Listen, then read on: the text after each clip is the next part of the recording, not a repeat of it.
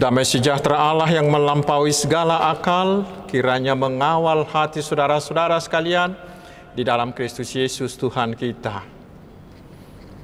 Amin. Selamat hari Minggu, saudaraku. Saya harus terus mengajak kita untuk semakin taat menaati protokol kesehatan dan juga untuk mengikuti vaksinasi yang dilakukan oleh pemerintah kita, agar kita turut berkontribusi sebagai anak-anak Tuhan untuk memutus rantai penyebaran virus corona ini, sehingga masyarakat kita bisa dipulihkan kembali seperti sedia kala.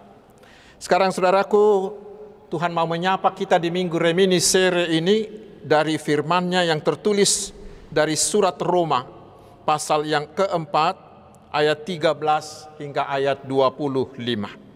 Sebab bukan karena hukum Taurat telah diberikan janji kepada Abraham dan keturunannya bahwa ia akan memiliki dunia, tetapi karena kebenaran berdasarkan iman. Sebab jika mereka yang mengharapkannya dari hukum Taurat menerima bagian yang dijanjikan Allah, maka sia-sialah iman dan batallah janji itu. Karena hukum Taurat membangkitkan murka. Tetapi di mana tidak ada hukum Taurat, di situ tidak ada juga pelanggaran. Karena itulah kebenaran berdasarkan iman, supaya merupakan kasih karunia, sehingga janji itu berlaku bagi semua keturunan Abraham, bukan hanya bagi mereka yang hidup dari hukum Taurat, tetapi juga bagi mereka yang hidup dari iman Abraham. Sebab Abraham adalah bapa kita semua. Seperti ada tertulis, engkau telah kutetapkan menjadi bapa banyak bangsa di hadapan Allah yang kepadanya ia percaya, yaitu Allah yang menghidupkan orang mati dan yang menjadikan dengan firman-Nya apa yang tidak ada menjadi ada. Sebab sekalipun tidak ada dasar untuk berharap, namun Abraham berharap juga dan percaya bahwa ia akan menjadi bapa banyak bangsa menurut yang telah difirmankan, demikianlah banyaknya nanti keturunanmu. Imannya tidak menjadi lemah walaupun ia mengetahui bahwa tubuhnya sudah sangat lemah karena usianya telah kira-kira 100 tahun dan bahwa rahim Sarah telah tertutup. Tetapi terhadap janji Allah, ia tidak bimbang karena ketidakpercayaan. Malah ia diperkuat dalam imannya dan ia memuliakan Allah dengan penuh keyakinan bahwa Allah berkuasa untuk melaksanakan apa yang telah ia janjikan. Karena itu hal ini diperhitungkan kepadanya sebagai kebenaran. Kata-kata ini yaitu hal ini diperhitungkan kepadanya tidak ditulis untuk Abraham saja, tetapi ditulis juga untuk kita. Sebab kepada kita pun Allah memperhitungkannya karena kita percaya kepada Dia yang telah membangkitkan Yesus Tuhan kita dari antara orang mati, yaitu Yesus yang telah diserahkan karena pelanggaran kita dan dibangkitkan karena pembenaran kita. Demikian firman Tuhan. Saudaraku yang dikasihi Tuhan Yesus Kristus, satu kata yang menonjol di pasal 4 surat Roma ini adalah kata kebenaran. Dalam bahasa Yunaninya disebut dikaiosune. Dari kata itulah datang kata pembenaran. Pembenaran adalah tindakan Allah yang bertumpu pada penebusan yang sempurna yang telah dilakukan oleh Tuhan Yesus Kristus. Dengan pembenaran, manusia yang berdosa menurut penilaian Allah menjadi benar, menjadi tidak didakwa karena dia diampuni. Sehingga dengan pembenaran itu kita dilayakkan memasuki sorga. Itulah hal penting yang disampaikan Paulus kepada jemaat Roma yang anggota jemaatnya kebanyakan berasal dari agama Yahudi. Karena agama Yahudi mengatakan kita dibenarkan bila kita melakukan semua tuntutan hukum Taurat. Tetapi Paulus bertanya kepada mereka, mungkinkah kita bisa melakukan semua tuntutan hukum Taurat? Pasti tidak, bukan? Mengapa? Karena bila kita sudah melakukan 9 dari 10 hukum Taurat, tetapi kita melanggar 1 dari ke-10, itu sama dengan tidak melakukannya sama sekali. Artinya kita tidak akan bisa dibenarkan, kita tidak akan menjadi selamat dengan melakukan hukum Taurat. Lalu sekarang bagaimana kita orang berdosa ini bisa menjadi benar? Itulah berita Injil yang disampaikan oleh Paulus melalui nats ini kepada mereka dan kepada kita hari ini. Yaitu kita dibenarkan hanya karena pembenaran oleh Allah. Kita menjadi benar bukan karena diri kita, bukan dari usaha kita sendiri, bukan, tetapi karena dibenarkan oleh Allah. Lalu mereka bertanya, bagaimana dengan Abraham, yaitu seorang tokoh yang sangat dikagumi oleh orang-orang Yahudi. Di dalam nats ini Paulus menandaskan bahwa Abraham dibenarkan bukan karena melakukan hukum Taurat. Bukan karena Abraham itu bersunat, bukan. Lalu karena apa?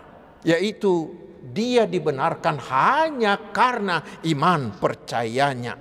Di ayat 3 Paulus mengutip dari Kejadian 15 ayat 6 dikatakan begini. Lalu percayalah Abram kepada Tuhan. Maka Tuhan memperhitungkan hal itu kepadanya sebagai kebenaran. Dan di ayat 3 dikatakan, tetapi kalau ada orang yang tidak bekerja, artinya yang tidak melakukan hukum Taurat, namun percaya kepada Dia yang membenarkan orang durhaka, maka imannya itulah yang diperhitungkan menjadi kebenarannya. Karena itu saudaraku, secara singkat rumusnya adalah, bila kita ingin menjadi orang benar menurut ukuran Allah, kuncinya hanya satu, yaitu percaya, beriman kepada Allah. Saudaraku, tentu sekali kita semua sudah mengetahui cerita imannya si Abraham. Beberapa hal yang utama diterangkan oleh Paulus di perikop yang kita baca tadi. Abraham itu sudah berusia 100 tahun dan Sarah sudah 90 tahun. Dan secara biologis tidak mungkin lagi mereka bisa melahirkan anak.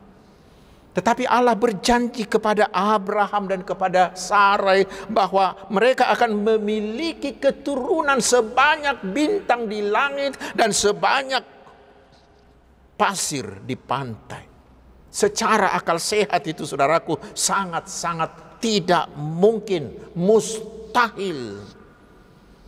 Tetapi mari kita baca di Kejadian 15 ayat 6 tadi dikatakan Abraham percaya.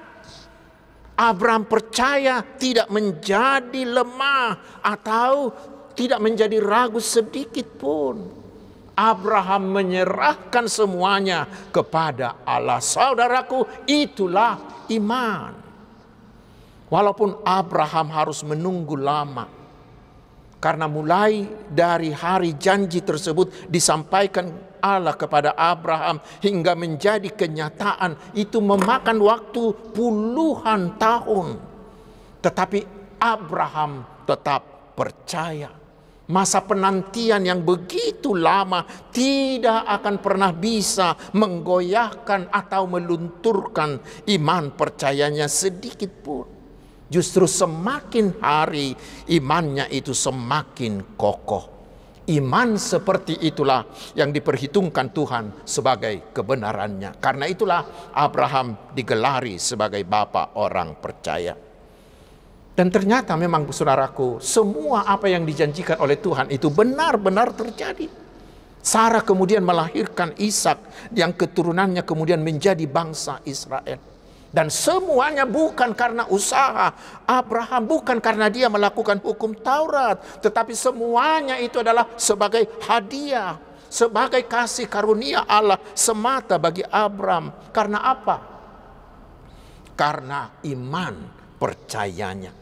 Karena itulah kebenaran, pengampunan dosa, keselamatan, hidup kekal itu kita peroleh hanya karena iman percaya saja. Lalu sekarang saudaraku, apa pesan dari nats ini bagi kita sekarang? Tentu sekali kita sangat-sangat membutuhkan keselamatan. Mengapa? Karena Tuhan Yesus akan datang kedua kali untuk menghakimi setiap orang. Dan ingat, hanya orang-orang benar yang akan selamat dan yang diperkenankan memasuki surganya. Lalu pertanyaannya, bila demikian, dari manakah kita bisa memperoleh pembenaran? Karena kita ini semuanya adalah orang-orang berdosa.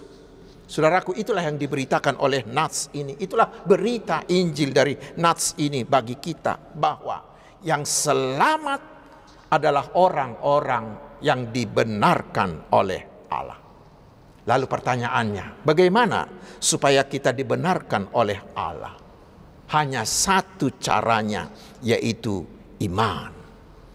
Itulah yang dipertegas oleh Paulus di ayat 23 hingga ayat 25. Bahwa pembenaran oleh iman itu bukan hanya bagi Abraham, tetapi juga bagi kita yang hidup sekarang. Pertanyaannya, bagaimana caranya? Caranya hanya satu, yaitu mau percaya kepada Tuhan Yesus, Anak Allah yang diutus oleh Allah untuk menyediakan keampunan dosa, menyediakan keselamatan bagi kita melalui penderitaannya di kayu salib yang kita peringati pada minggu-minggu Pasion ini. Bila kita sudah percaya dan mau menerima Tuhan Yesus sebagai Tuhan dan Juru Selamat kita, maka kita sudah menjadi anak-anak Abraham yang ikut dibenarkan oleh Allah. Dan ingat saudaraku, pembenaran itu, pembenaran kepada orang-orang yang beriman itu diberikan secara gratis, diberikan sebagai hadiah karena kasih karunia Allah semata, bukan karena kita melakukan hukum Taurat, bukan karena perbuatan baik kita.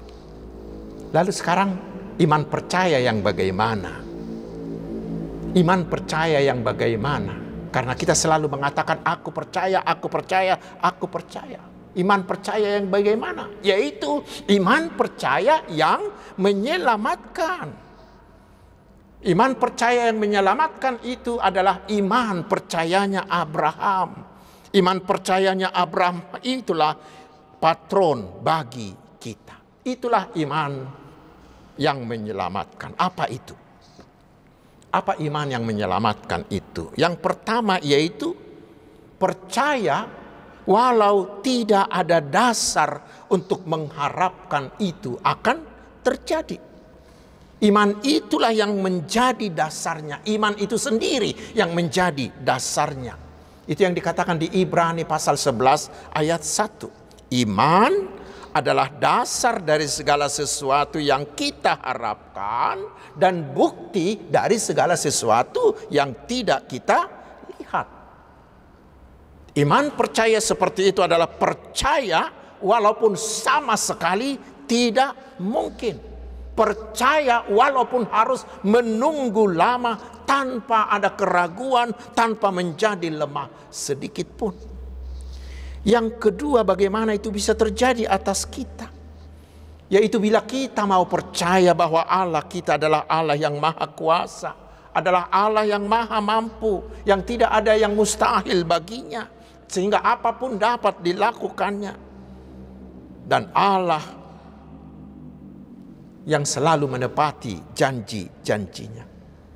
Iman seperti itulah iman yang menyelamatkan, yaitu percaya bahwa Tuhan mampu membuat yang tidak mungkin menjadi mungkin.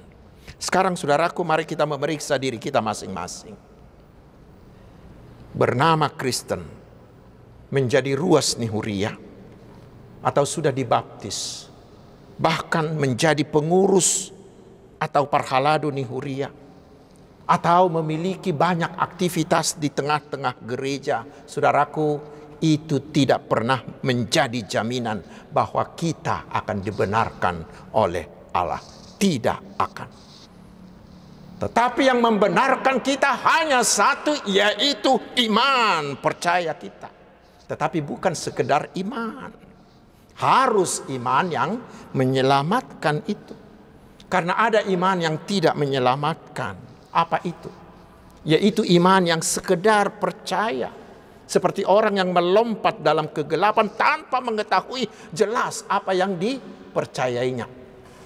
Ai porsia do hopang di Yesus, ba porsia. Songo dia maha porsia omo, ba pokok ma porsia ma inna. Dan di boto tidak tahu, seperti orang melompat ke dalam kegelapan.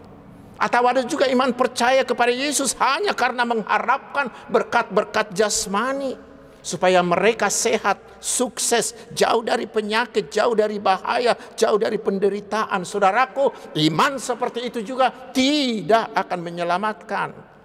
Justru sebaliknya, kita baca di 1 Korintus 15 ayat 19.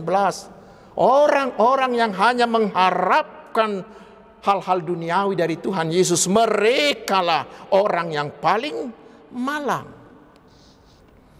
Lalu bagaimana iman yang menyelamatkan itu? Yaitu benar-benar percaya bahwa Allah adalah pencipta dan penguasa segala sesuatu. Iman yang menyelamatkan adalah yang percaya bahwa Yesus adalah anak Allah, satu-satunya juru selamat yang sempurna.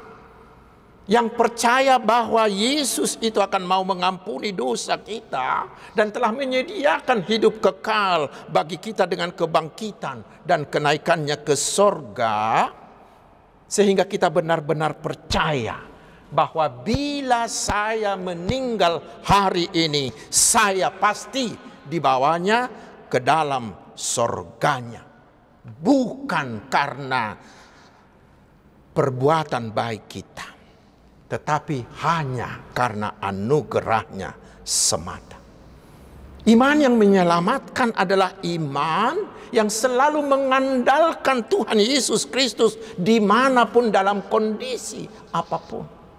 Iman yang menyelamatkan adalah iman yang berbuah, yaitu iman yang nampak dalam perbuatan sehari-hari, dalam perilaku yang berkarakter seperti karakter Tuhan Yesus dalam setiap kehidupannya dimanapun dia berada. Saudaraku, itulah iman yang menyelamatkan, iman yang akan membenarkan kita, iman yang akan meloloskan kita dari penghakiman kelak, iman yang akan membawa kita ke dalam surga kekal itu.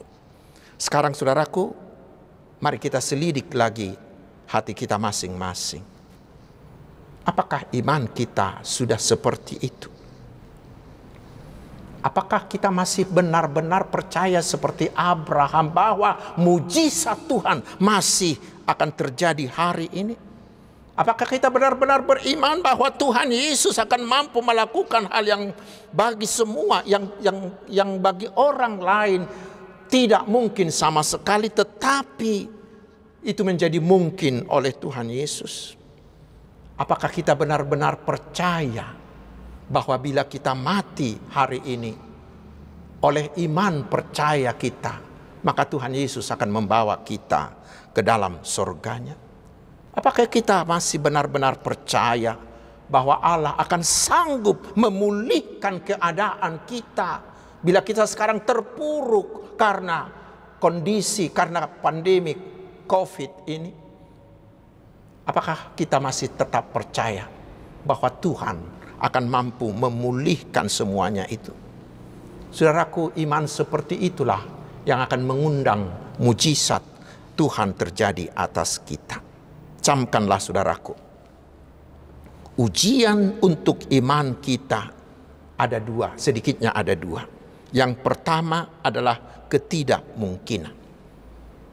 Karena itu kita mari tanya diri kita masing-masing, apakah kita masih bisa percaya bahwa sesuatu akan terjadi bagi kita dari Tuhan walaupun tidak ada dasar untuk berharap, karena semuanya itu serba tidak mungkin. Apakah ketidakmungkinan akan membuat iman kita makin kendor atau makin bimbang? Dan ujian yang kedua untuk iman kita adalah waktu. Apakah iman kita akan masih tetap kuat, tidak akan goyah walaupun sampai hari ini apa yang kita harapkan itu, yang kita harapkan yang tanpa dasar itu belum terjadi, belum terwujud?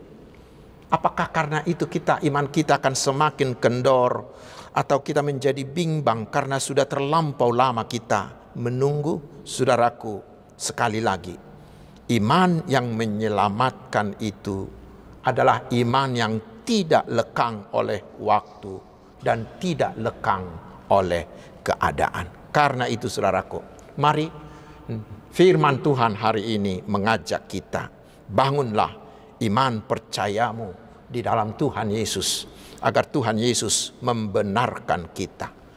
Dengan pembenaran itulah kita diselamatkan.